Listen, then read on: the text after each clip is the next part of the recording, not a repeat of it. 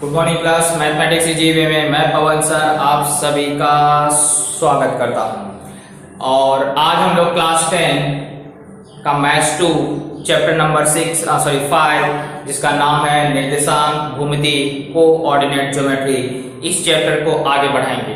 यानी कि अभी हमने 5.1 के क्वेश्चन नंबर 3 तक कंप्लीट कर लिया है। आशा है कि आप भी कंप्लीट कर रहे होंगे।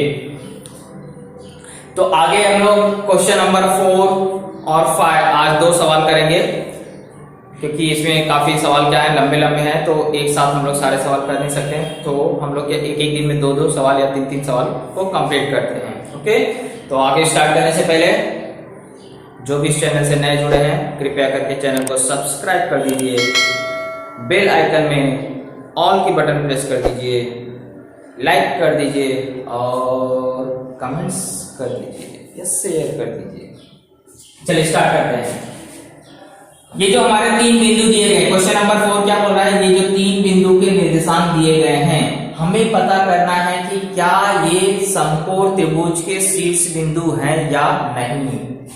यानी कि ये त्रिभुज समकोण शीर्ष बिंदु है, यानी कि अगर वो त्रिभुज समकोण है तो उसके शीर्ष बिंदु क्या होंगे, समकोण शीर्ष बिंदु होंगे। तो हमें ये पता करना है कि इसके द्वारा जो त्रिभुज बन रहा है वह समकोण त्रिभुज है या नहीं, ये हमें क्या करना है, चेक करना है। तो समकोण त्रिभुज कब होता है, ये आपने चैप्टर नंबर 2 में पढ़ा है। कब होता है, जब सबसे बड़ी भुजा का वर्ग अन्य 2 भुजाओं के वर्गों के योगफल के बराबर आता है तो वह त्रिभुज क्या होता है, समकोण त्रिभुज होता है। ये छोटी क्लास से पढ़ते आ रहे हो कि सबसे बड़ी भुजा का, किसी भी त्रिभुज में सबसे बड़ी भुजा का वर्ग अगर अन्य 2 भुजाओं के वर्गों के योगफल के बराबर आता है तो वह त्रिभुज क्या होता है, समकोण त्रिभुज होता है। तो यहाँ पे तो हमें किसी भी भुजा का मान नहीं मालूम है, तो हम पहले क्या करेंगे, प्रत्येक भुजा का मान ज्ञात कर लेंगे, दूरी सूत्र का उपयोग करेंगे और प्रत्येक भुजा की लंबाई को क्या करेंगे, ज्ञात कर लेंगे।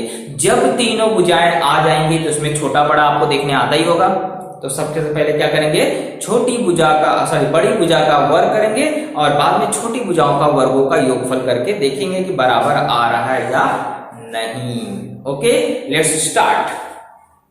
सबसे पहले जो बिंदु है इनको क्या करेंगे, यहां से x1 y1 x2 y2 x3 y3 ये तीनों का क्या करेंगे, मान लिख लेंगे। जो पहला बिंदु होता है उसमें क्या होता है, x1 y1, जो दूसरा बिंदु होता है उसमें क्या होता है, x2 y2, जो तीसरा बिंदु होता है उसमें क्या होता है, x3 y3। फटाफट मान रखते हैं। तो ये पहला बिंदु है, यानी ये x1 हुआ और ये क्या हुआ, y1। तो लिखेंगे x1 का मान -2, y1 का मान 2, x2 का मान 2, y2 का मान 2, x3 का मान 2, y3 का मान 7। देख लो बहुत सारे 2 आ गए हैं, इसमें कंफ्यूज नहीं होने का। अब सबसे पहले PQ की दूरी ज्ञात करते हैं। तो दूरी सूत्र से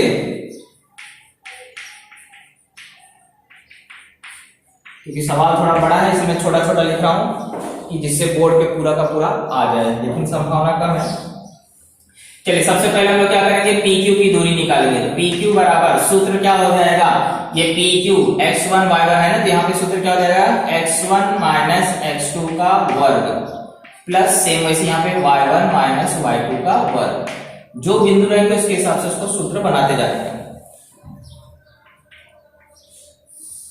चलिए मान रखते हैं, पहले बड़ा bracket x1 minus 2 minus x2 कहां गया, 2, ओके, प्लस y1 देखिए 2 माइनस y2 कितना है, 2 वर्ग। तो ये समान चिन्ह तो क्या करोगे, जोड़ दोगे कितना आ जाएगा, -4 का वर्ग। और यहाँ पे 2 माइनस 2 कितना होता है, 0 का वर्ग। 0 का वर्ग का कोई मतलब नहीं है, वो 0 हट जाएगा। -4 का वर्ग कितना आ गया, 16। इसका खंड करने की यहाँ जरूरत नहीं है, ये इसको ऐसे 16 का वर्गमूल 4 होता है, आपको अच्छी तरह से मालूम है। तो लेकिन हमें निकालने की जरूरत नहीं है, उसको ऐसे हम लोग करने में इसको छोड़ देंगे। तो ये मेरा आ गया पहला PQ का मान, यानी पहला रेखाखंड का मान हमारा आ चुका है, पहली भुजा ज्ञात हो चुकी है। अब ऐसे दूसरी भुजा निकालेंगे, किसका, QR। तो QR के लिए क्या सूत्र बनेगा, ये दूसरा ये तीसरा, यानी कि क्या हो जाएगा, x2 माइनस x3 x वाले कॉलम में यही होगा, तो सेम वही चीज y वाले कॉलम में होगा, y2 माइनस y3 का वर्ग। चलिए मान रखते हैं x2 कितना है 2 माइनस x3 कितना है 2 प्लस y2 कितना है 2 माइनस y3 कितना है 7। तो 2 में से 2 गया 0 है ना, और 2 माइनस 7 घटेगा, लेकिन बड़ी संख्या माइनस इसलिए -5 का वर्ग, तो 0 से हट गया तो -5 का वर्ग कितना हो गया 25। ये किसका मान आया, किसका मान आया भाई, ये हम लोग किसका मान निकाल रहे हैं QR का, तो यहां लिखेंगे QR का मान करने में 25। वर्गमूल निकालने की जरूरत नहीं है यहाँ पे, ओके, क्योंकि बाद में हमें क्या करना है उसका वर्ग करना ही है, इसलिए इसको ऐसे रख दीजिए। चलिए ये हो गया। इसके बाद तीसरी भुजा यानी कि PR, तो PR का सूत्र क्या बनेगा, ये पहला तीसरा यानी कि x1 माइनस x3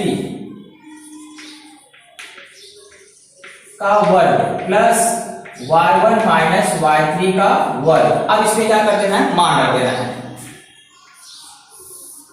चलिए x1 देखिए, x1 देख लीजिए, x1 कितना है -2 माइनस x3 कितना है 2 प्लस y1 कहां है 2 और y3 कितना है 7, 2 माइनस 7 का वर्ग। ओके, तो PR बराबर करनी में ये माइनस माइनस समान चिन्ह यानी कि जुड़ जाएगा तो -4 का वर्ग हो जाएगा, प्लस ये आपको घट जाएगा क्योंकि अलग अलग चिन्ह है, तो यहाँ पे -5 का वर्ग हो जाएगा। तो 4 का वर्ग होता है -4 का वर्ग 16 और -5 का वर्ग 25। इन दोनों को जोड़ दिया तो कितना हो गया 41, करनी के अंदर 41।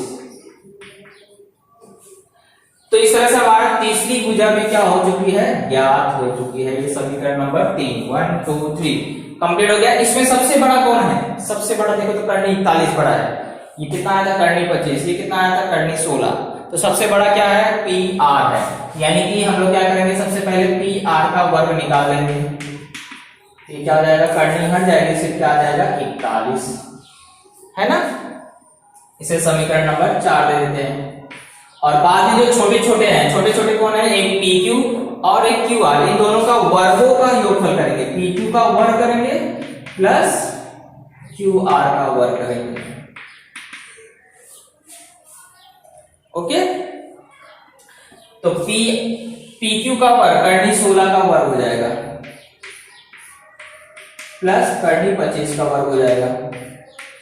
तो करनी वर्ग करेंगे, करनी हट जाएगा 16 घन 25, 16 घन 25 कितना होता है 41।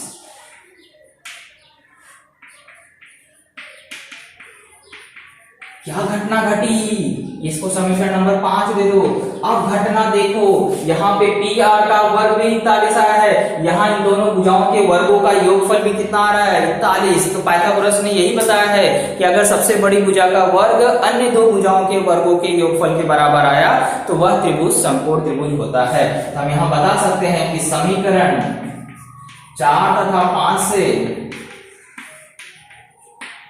PR का जो वर्ग है वो बराबर आ रहा है PQ का वर्ग प्लस QR का वर्ग, बराबर आया ना। इसका मतलब है कि ये क्या है, समकोण है। इसलिए दिया गया त्रिभुज समकोण त्रिभुज है। और फिर आप प्रश्न लिख दोगे कि बिंदु PQR क्या है, समकोण त्रिभुज के शीर्ष बिंदु हैं। कभी कभी प्रश्न में एक चीज और पूछ लेता है कि किस बिंदु पे 90 अंश का कोण बनेगा इन तीनों में से।